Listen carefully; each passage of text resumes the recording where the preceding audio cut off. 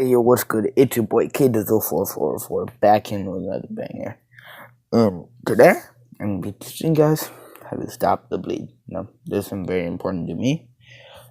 As of now, I'm wearing my Stop the Bleed shirt. I don't know what sleeve. It doesn't say on that sleeve. Yeah, right here, see, I'm an instructor for it. Right, it doesn't take a lot to be a Stop the Bleed instructor. I'm back. I don't know if you guys can even see that. There's more lettering, logos, all that fun stuff. Teach you guys how to stop the bleed. Now, let me get a better angle for this. Okay, so now I'm gonna run through the basics of all of this. All right. So first of all, if you guys are wondering how I got involved with Stop the Bleed, my mom, she's a Kim Nasby trauma coordinator for Upstate Golisano's Children's Hospital. Now what she does, she organizes all these. If you guys are wondering about my bananas, don't question them. I know they look creepy. That's the point. But so she works for Upstate as a trauma coordinator, and what that entails, she organizes events, charity work, whatever, right? Now, she also does stuff on top of that, but that's her main, or at least that's what I know of her. Okay, Cindy, can you stop texting me or Snapchat? Just stop for 5 seconds, okay? Trying to teach people something very, very important, right?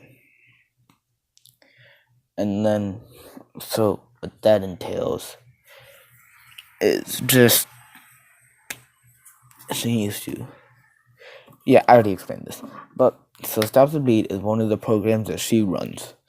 And this is an initiative after Sandy Hook. And so they discovered. So here's the thing, right? I don't know if I look at them. I get it. I got a big old pimple right there. I got pimples all right here. Yada yada yada. Whatever. So it was a study from Sandy Hook, and so paramedics and EMTs could not get into the school until the police are after done clearing it. Make sure there are no bombs, whatever. So paramedics and EMTs could not get in the school. That's a big issue, but it's kind of something that we have to do, right? But so what that my mom has thought of preventing this is, well, it's not my, it wasn't an initiative by my mom, but she promotes it, obviously, right here. Instructor did. What you know about that? But so it was about 50% of the kids that were found dead would have been able to get saved had they had someone in the building knowing this training. Right? And so sadly, I do not have the big old kit, right? But if you guys are curious on this, I could hook you up with some real classes, right? I could inform you guys when real classes are happening that y'all could go to, so just leave it in the comments below. But this is why this whole program has started, right? And so I'm trained in it, and now I'm an instructor for it. I figured my YouTube channel should know. Okay? So it's as simple as A, B, C. Okay? Alert, bleeding, compression. Alright. Now, alert, that is, first of all, don't ever scream out in the crowd, call 911. Because most people would be like, oh, someone else would call it. Tell a person directly or call 911 yourself. Okay? You have to do one of those things. Don't scream out. Like, for example, if I'm at the New York State Fair, right? Don't scream out, call 911. Well, New York State Fair is a different story because there are already cops around, EMTs, people more qualified than 14-year-old Kevin. Not to stop the bleed, but they know what 911 is. and are able to stop the crook. But I catch that? Hey, good looks. There's a mosquito flying around the moon. Called it. Alright. And then, so, one of the biggest things stopping the bleed is finding out where the bleeding is. Now, I know this sounds super simple. Like, why do you need that? Is it just a filler for the B spot for the ABC? That is not why. Okay. If you arrive to a person, they are in a pool of blood, kind of hard to find where the wound is. Now, if it's an arm or leg, you can use a tourniquet if it's available. Now, don't ever try to use a belt as a tourniquet. Now, if you guys don't know what a tourniquet is, I'll feature this in another video where I have tourniquets, where I have the whole shebang, where I show you guys how to pack a wound, I show you guys how to operate a tourniquet. I do all of this, right? I have this in separate videos. This will be part 1, just an introduction, but part 2 will be coming. So, anyways, and then C is compression. So, use your hands, right? Push down. Use your elbows or use your knees, alright? Now, it's hard for me to get this all by myself.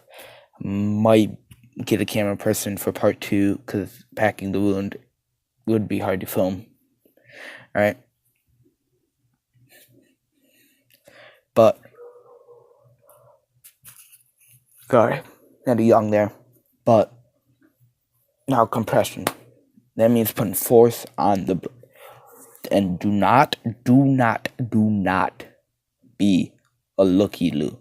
That means if you're putting pressure on the wound, keep that pressure on.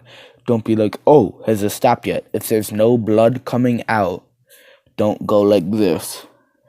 Right, sorry, you can't. Don't be like, oh, has it stopped yet? Don't do that. That's what a looky-loo is. Do not be a looky-loo. And now, as far as wound packing, I could get to that in another video, because this one will probably already be 10 minutes long. Alright, but so pressure of some sort. Right? Leg, arms, tourniquet. Don't ever use a tourniquet if it's a neck wound. No matter how badly you want to use a tourniquet, if it's a neck wound to that person because you hate them, don't do it. Okay?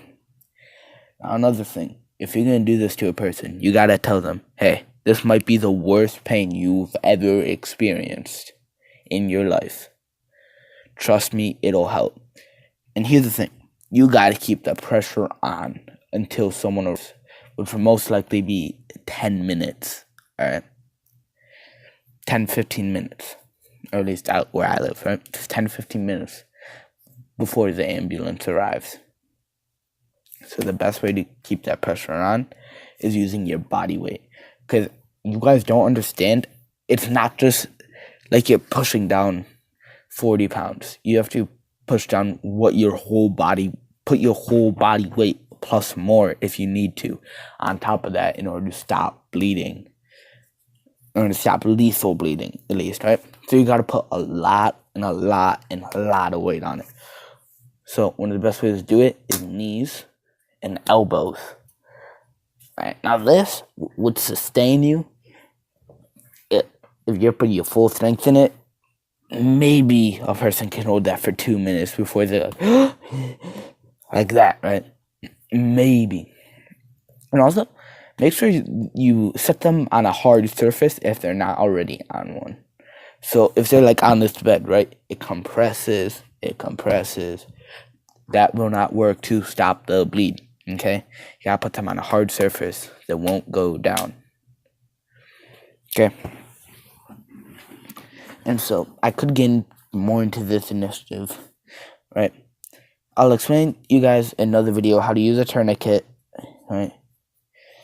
Because using a tourniquet, I kind of need a tourniquet because I could explain. But if no one has ever seen a tourniquet or know how it works, they won't get it. Also, wound packing. I could show you guys how to do that, but I'll need the actual thing. My mom has a whole set for it. I could ask her if I could borrow it for a video. She would say yes in a heartbeat. Just so I could get out to the world, right? But that is it for today's video. If you guys liked it, make sure to smack a like on the video. Subscribe. Till then, I'm on to the next. Oh, shoot. Alright, peace.